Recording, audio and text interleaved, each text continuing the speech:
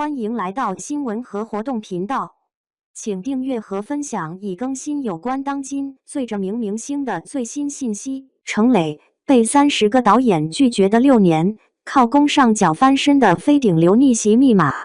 娱乐圈每天都有新人想复制一夜爆红的神话，但程磊用了6年。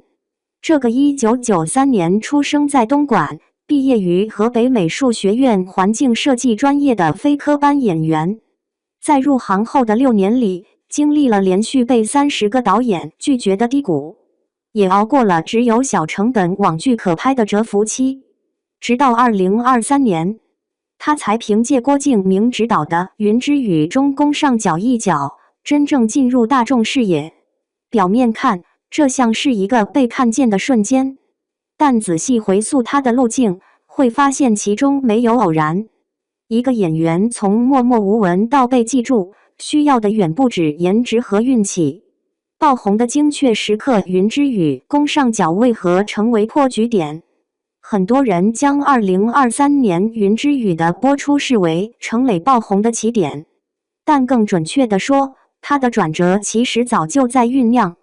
2022年，他主演的短剧《虚言》在网络平台播出。剧中他饰演护国大将军萧寒生，一个外表冷面沉稳、内心细腻深情的角色。这部剧在短剧圈里小有热度，让部分观众第一次记住了程磊这个名字。但与《云之羽》的攻上脚相比，两个角色的分量和影响力有着本质区别。萧寒生是典型的古偶深情男主设定，深情、专一、武力值高。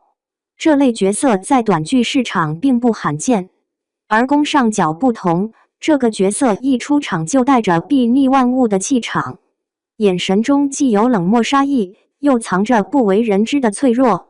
他看似冷酷无情的事业疯批，实则将家族利益放在首位，甚至愿意为此牺牲自己。这种复杂性和悲剧感，让观众对他的感受像过山车一样，从最初的畏惧到最后的理解与心疼。更重要的是平台差异。虚言作为网络短剧，受众基数有限，话题制造能力也相对较弱。而云之羽作为爱奇艺空降播出的江湖奇谋谍爱剧，是标准的 S+ 级项目。由郭敬明执导的这部剧，从开播就争议不断，也恰恰说明他真的火了。攻上脚这个角色的成功，还得益于程磊自身的精准演绎。他毕业于河北美术学院，非科班出身，却在攻上脚身上展现出惊人的控制力，那种用眼角看人的傲气凌人感，分寸稍有偏差就可能变得吓人或显丑，但程磊拿捏得很到位，既保留了角色的距离感，又不影响颜值。郭敬明在选角时给出了很直接的评价，你和我一样很懂宫二。这种演员与角色的高度契合，最终实现了互相成就。出圈从来不是单一因素的结果，它需要优质角色提供记忆点，需要顶级平台制造声量，更需要演员用精准的演绎将这一切转化为观众的认可。对程磊来说，攻上脚恰好是这三者的完美共振点。蛰伏的蓄能价值，那6年无用功如何兑现？爆红之前的那6年，程磊在做什么？答案可能比想象中更具体。他跑过群演，上过表演课，观察过生活，也经历过连续被30个导演拒绝的挫败。在一次采访中，他坦言，当30个人连续否定你时，很难不沮丧。但正是这些看似无用的经历，在他被看见时转化为了实实在在的表演资本。以攻上脚为例，这个角色最大的特点就是克制与隐忍。他内心有伤痛，有挣扎，但外表必须永远强大，永远理智。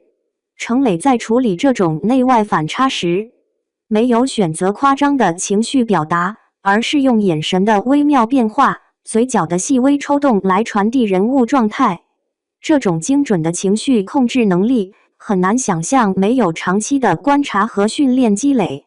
再看他在《莫离》中饰演的莫修瑶，这是一个表面体弱多病，常年坐轮椅，实则心思深沉，擅长朝堂权谋的双面角色。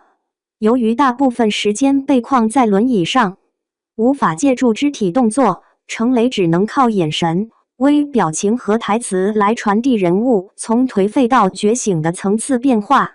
为了演好这个角色，他做了大量准备工作，在片场每日绑腿部固定器坐轮椅超8小时，连睡眠都保持蜷曲姿势，只为让每一个动作都显得像真正的残障人士。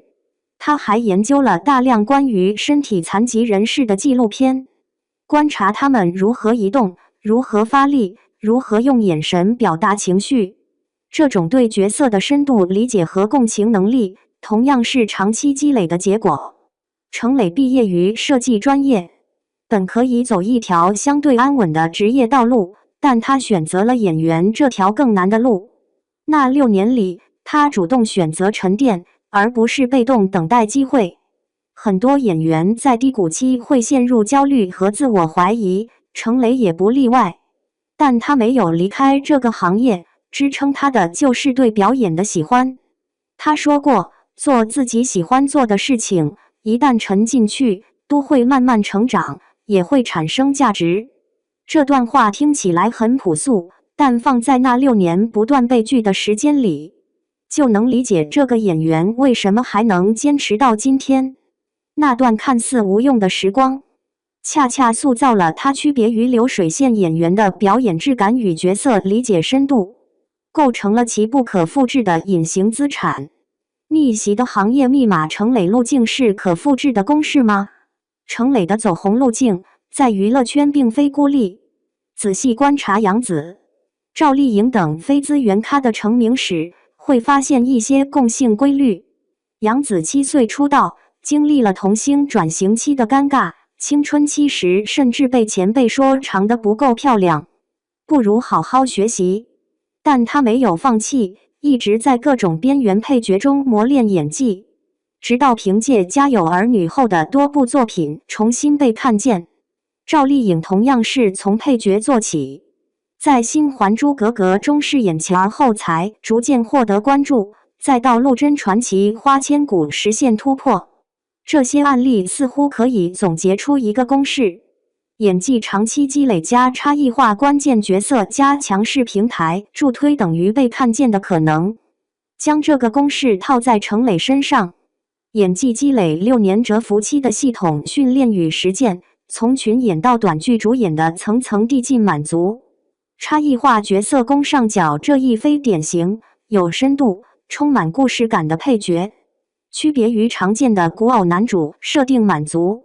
平台助推云之羽作为爱奇艺 S+ 级项目带来的巨大曝光和话题度满足，3个条件同时满足，才有了2023年的那次破圈。但这个公式只是必要条件，而非充分条件。娱乐圈每天都有演员在积累演技，也都有机会接触各种角色和平台，但真正能走出来的只是少数。差异化的关键角色往往可遇不可求，它需要演员有眼光识别，也需要有运气遇到。更核心的变量在于个人坚持的毅力。在行业普遍追求快速变现的浮躁氛围中，能够耐得住寂寞，扛得住连续拒绝的人本就不多。程磊经历了连续30次试镜失败，很多人在这个阶段就已经放弃了。最终的角色诠释能力则是最后一道门槛。即使拿到了好角色、好平台，如果演技撑不起来，机会也会白白浪费。程磊在攻上角身上展现出的精准控制力，正是将机会转化为成功的关键。所以程磊的路径可以被总结，却很难被简单复制。成功或许难以完全照搬，但对专业的敬畏，对长期的坚守，却是任何领域走向被看见的底层逻辑。回头看，他的一夜爆红实为6年厚积薄发的水到渠成。娱乐圈经常被说成只看流量，但真正能站住脚的演员，往往都经历过这种漫长而扎实的沉淀期。程磊的故事似乎给了所有小透明希望，但这条路上倒下的人远比成功者多。